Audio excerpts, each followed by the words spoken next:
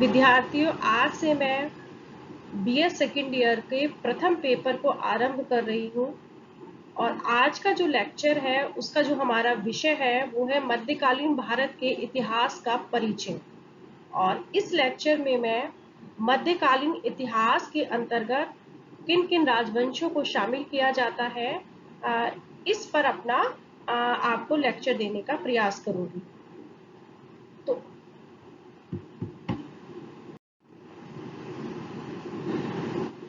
सबसे पहले हम बात कर लेते हैं कि भारत पर तुर्कों का आक्रमण सबसे पहले कब हुआ। तो जो अल्पतगीन ने 10वीं शताब्दी में तुर्क राज्य की स्थापना की थी और जो उसका पुत्र था सुबुक्तगीन, उसके द्वारा भारत पर प्रथम तुर्क आक्रमण किया गया। सुबुक्तगीन का जो पुत्र था महमूद गजनवी, जो कि यामिनी वंश का था, उसने भारत पर 1000 से 1027 के बीच में 17 बार आक्रमण किए और उसका एकमात्र भारत पर आक्रमण करने का उद्देश्य था लूटपाट करके यहां से ज्यादा धन प्राप्त करना। अब हम बात करते हैं गौर की। गौर का राज्य या प्रदेश गजनी और हिरात के बीच में स्थित था और जो गौर राजवंश था उसका संस्थापक संसव था और इसीलिए गौर वंश को ससनवी वंश भी कहा जाता है। महमूद गजनवी इसी वंश का शासक हुआ। 1009 में महमूद गजनवी ने गौर के जो शासक थे मोहम्मद बिन सूरी उसको पराजित किया और गौर पर अपना आधिपत्य स्थापित कर लिया। लेकिन 1030 में महमूद गजनवी की जब मृत्यु हो गई, उसके बाद गजनवी साम्राज्य का या गजनी साम्राज्य का पतन आरंभ हो गया और गौर वह गजनी के जो शासक थे उनमें एक तरह से संघर्ष आरंभ हो गया और यह जो संघर्ष है वो लगभग 150 वर्ष तक चलता रहा और अंततः 1173 में गयासुद्दीन गौरी ने स्थायी रूप से गजनी पर अधिकार स्थापित कर लिया। अब उसने अपने छोटे भाई शहाबुद्दीन को वहां का शासक नियुक्त कर दिया और यही शहाबुद्दीन भारतीय इतिहास में मोहम्मद गौरी के नाम से विख्यात है।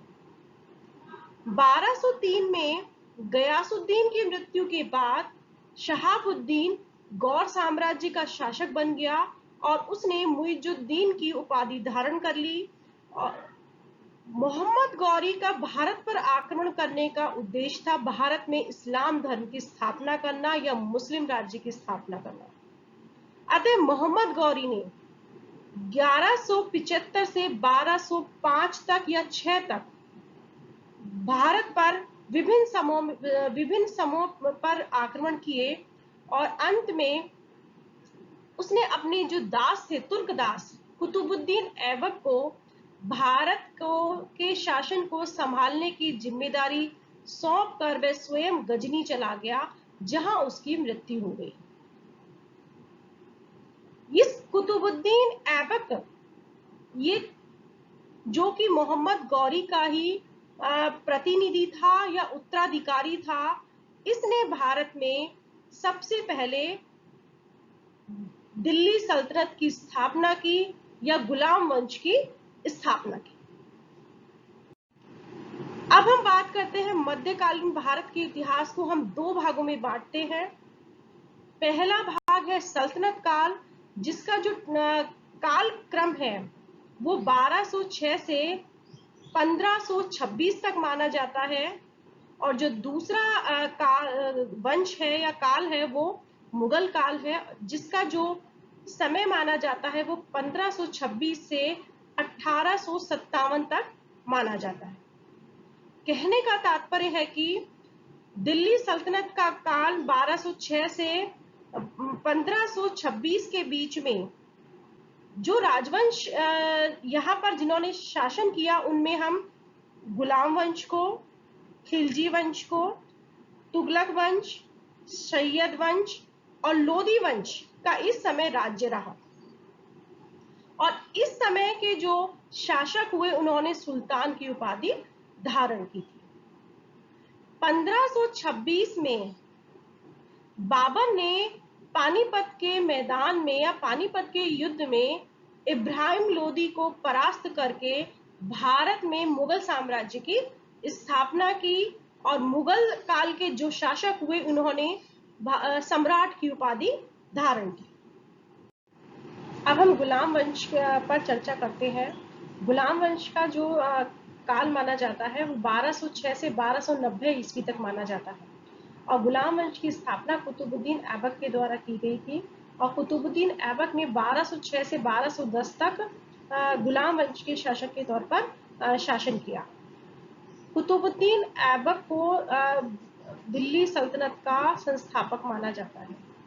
कुतुबुद्दीन ऐबक के अगर कार्य की चर्चा की जाए कि उसने क्या कार्य किए तो उसके द्वारा बख्तियार काकी के नाम पर दिल्ली में कुतुब मीनार की नींव रखी गई थी। उसके द्वारा कुब्बत उल इस्लाम की स्थापना की गई। साथ में ही अजमेर में 2.5 दिन के झोपड़े का निर्माण किया गया। इसके अलावा उसके द्वारा लाहौर को राजधानी बनाया गया था। कुतुबुद्दीन ऐबक के बाद आराम शाह गद्दी पर बैठा और उसने 1210 में वह गद्दी पर बैठा और उसका जो काल माना जाता है बहुत ही अल्पकालीन उसने शासन किया। तत्पश्चात शमशुद्दीन इल्तुतमिश गद्दी पर बैठा और इल्तुतमिश का जो काल है वो गुलाम वंश में सर्वाधिक शासन काल माना जाता है। उसने करीबन 26 वर्ष तक राज्य किया। इल्तुतमिश ही वास्तव में दिल्ली सल्तनत का वास्तविक संस्थापक माना जाता है और इसका जो मुख्य कारण था कि कुतुबुद्दीन ऐबक को इतना समय नहीं मिल पाया कि वो अपने साम्राज्य का विस्तार कर पाए, तो उसके द्वारा सिर्फ जो मोहम्मद गौरी का जो साम्राज्य था भारत में उसको ही वह व्यवस्थित करने में लगा रहा। इल्तुतमिश ने न केवल उस साम्राज्य को व्यवस्थित किया बल्कि जो गुलाम वंश का जो राज्य है या विस्तार है उसको भी शासन को भी या विस्तार को भी आगे बढ़ाया।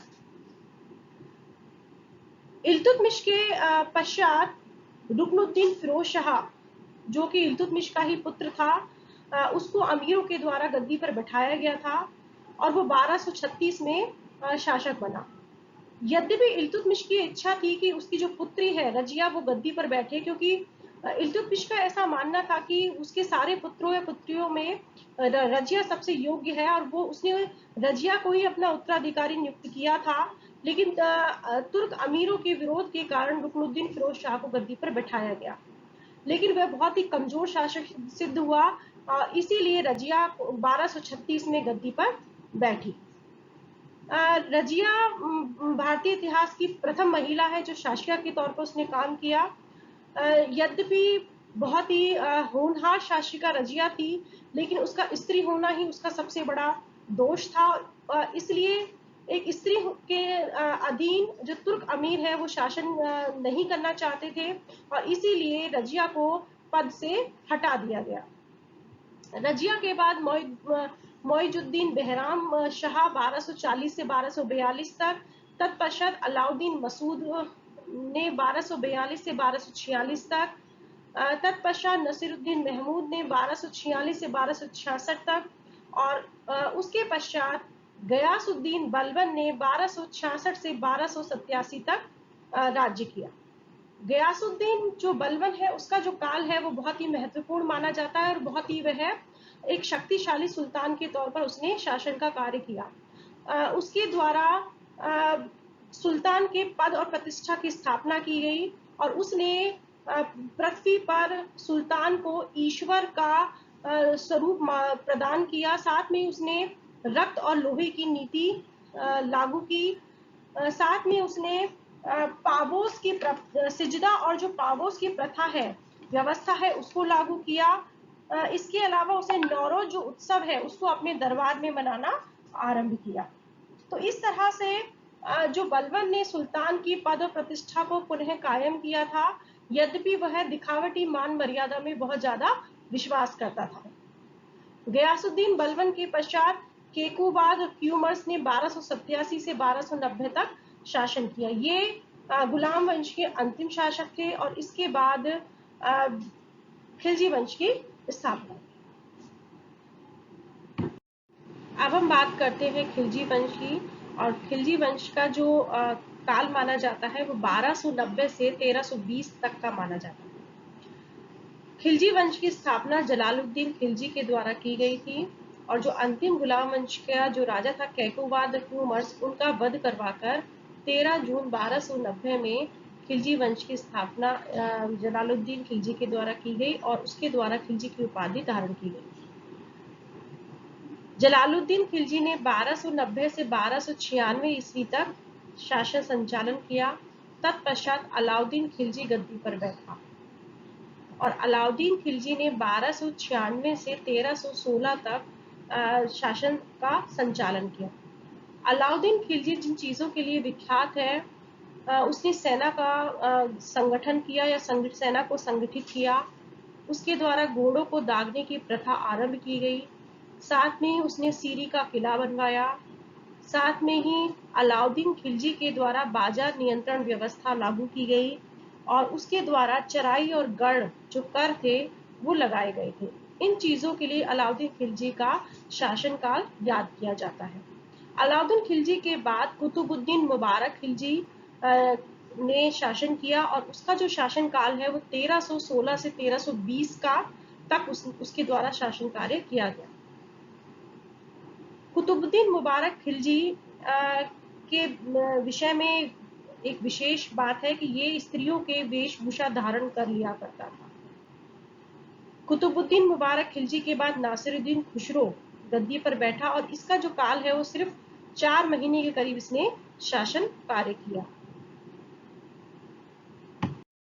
अब हम बात करते हैं तुगलक वंश की, और तुगलक वंश का जो समय माना जाता है वो माना जाता है 1320 से 1414 ईस्वी तक। तुगलक वंश की स्थापना गयासुद्दीन तुगलक के द्वारा, जो अंतिम जो खिलजी वंश का जो शासक था नासिरुद्दीन महमूद, उसकी हत्या करवा के तुगलक वंश की स्थापना की गई थी। और गयासुद्दीन जो तुगलक है उसके द्वारा 1320 से 1325 तक शासन का काम किया गया। गयासुद्दीन तुगलक की अगर बात की जाए कि ऐसे कौन से कार्य थे जिनके लिए गयासुद्दीन तुगलक को याद किया जाता है, तो गयासुद्दीन तुगलक ने तुगलकाबाद नामक नगर की स्थापना की थी। इसके अलावा उसके द्वारा सिंचाई के लिए नहरों का निर्माण किया गया। साथ में उसके द्वारा अकाल नीति भी बनाई गई थी। गयासुद्दीन जो तुगलक है उसके पश्चात उसका जो पुत्र था जोना खान, वो गद्दी पर बैठा और जोना खान को ही मोहम्मद बिन तुगलक कहा जाता है। और मोहम्मद बिन तुगलक का जो कार्यकाल है वो माना जाता है 1325 से 1351। यद्यपि मोहम्मद बिन तुगलक के द्वारा बहुत अधिक लंबे समय तक शासन का कार्य किया गया, लेकिन मोहम्मद बिन तुगलक की गणना भारतीय इतिहास में एक मूर्ख राजा के तौर पर या मूर्ख सुल्तान के तौर पर की जाती है। इसका जो मुख्य कारण था कि मोहम्मद बिन तुगलक के द्वारा जो भी नीति लागू की गई थी, या तो वो समय से आगे थी या जनता उनको समझ नहीं पाई, जिसके कारण उसके द्वारा जो भी नीति लागू की गई वो असफल रही।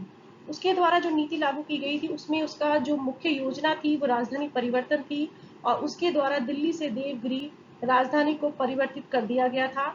दूसरा, उसके द्वारा सांकेतिक मुद्रा का प्रचलन किया गया था और उसने चांदी के सिक्के के स्थान पर कांसे के सिक्के चलाए थे। तीसरा, उसके द्वारा जो योजना लागू की गई थी वो दोआब के क्षेत्र में कर लगाया गया, और ये कर ऐसे समय में लागू किया गया था जबकि अकाल पड़ा हुआ था। तो इसके कारण ये जो मोहम्मद बिन तुगलक है उसकी सारी योजनाएं असफल रही, और इसीलिए मोहम्मद बिन तुगलक को भारतीय इतिहास में एक मूर्ख सुल्तान कहा जाता है। यद्यपि यह एक पढ़ा लिखा बुद्धिमान शासक था, लेकिन जनता इसकी योजनाओं को समझ नहीं पाई या समय से आगे था, इसलिए इसको मूर्ख राजा की श्रेणी में रखा जाता है। यह इसके साथ एक विडंबना ही रही। मोहम्मद बिन तुगलक के बाद फिरोज शाह तुगलक जो 1351 से 1388 तक उसने शासन किया, और फिरोज शाह तुगलक ये मोहम्मद बिन तुगलक का ही चचेरा भाई था, और जिसके द्वारा नहरों का, तालाबों का और चिकित्सालयों का निर्माण कराया गया था। और फिरोज शाह तुगलक के द्वारा ही जो अशोक का जो स्तंभ था उसको दिल्ली लाया गया था। साथ में ही फिरोज शाह तुगलक के बाद गयासुद्दीन तुगलक 1388 से 1389 तक, उसके बाद नासिरुद्दीन मोहम्मद के द्वारा 1390 से 1394 तक, और जो अंतिम जो राजा था तुगलक वंश का वो नासिरुद्दीन महमूद शाह था, जिसने कि 1394 से 1414 ईस्वी तक राज्य किया। नासिरुद्दीन महमूद शाह के समय ही भारत पर तैमूर का आक्रमण हुआ था, जो 1398 में हुआ था, और ऐसा कहा जाता है कि तैमूर ने भारत को तहस नहस कर दिया था और बहुत सारा धन संपत्ति लूट कर वो यहाँ से ले गया था।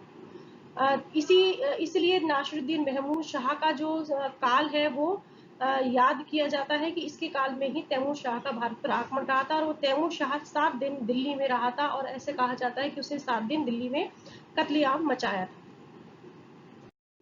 अब हम बात करते हैं सैयद वंश की। सैयद वंश का जो काल है वो 1414 से 1450 तक माना जाता है, और सैयद वंश की जो स्थापना है वो ख्रिज खां के द्वारा की गई थी। ख्रिज खां ये तैमूर का ही प्रतिनिधि था, और इसने तैमूर के राज्य के नाम पर ही यहाँ पर राज्य किया था, और इसने 1414 से 1421 तक यहाँ पर राज्य किया। तत्पश्चात मुबारक शाह गद्दी पर बैठा, और मुबारक जो शाह है उसको मोहम्मद बिन फरीद भी कहा जाता है, और मुबारक शाह ने 1421 से 1434 तक राज्य किया। तत्पश्चात मोहम्मद शाह और तत्पश्चात आलम शाह गद्दी पर बैठा। आलम शाह सैयद वंश का अंतिम शासक था, और लेकिन जो आलम शाह था उस पर उसका जो वजीर था हमीद का, उसका बहुत ज़्यादा प्रभाव था, इसलिए आलम शाह को अपनी गद्दी को छोड़कर बदायूं जाना पड़ा, और बाद में हमीद खान ने बहलोल लोदी को दिल्ली की गद्दी पर बैठाकर, और इस तरह से बहलोल लोदी ने दिल्ली में लोदी वंश की स्थापना की थी। अब बात करते हैं लोदी वंश पर। तो लोदी वंश का जो काल माना जाता है वो 1451 से 1526 तक माना जाता है। बहलोल लोदी के द्वारा लोदी वंश की स्थापना की गई थी, और लोदी वंश बहलोल लोदी ने 1451 से 1489 तक राज्य किया। बहलोल लोदी के विषय में ये कहा जाता है कि दिल्ली में जो अफगानी शासन की स्थापना सबसे पहले बहलोल लोदी के द्वारा ही की गई थी। साथ में ही बहलोल लोदी ने बहलोल सिक्के भी चलवाए थे। बहलोल लोदी के पश्चात सिकंदर लोदी ने शासन कार्य किया, और सिकंदर लोदी के द्वारा 1504 में आगरा की स्थापना की गई थी।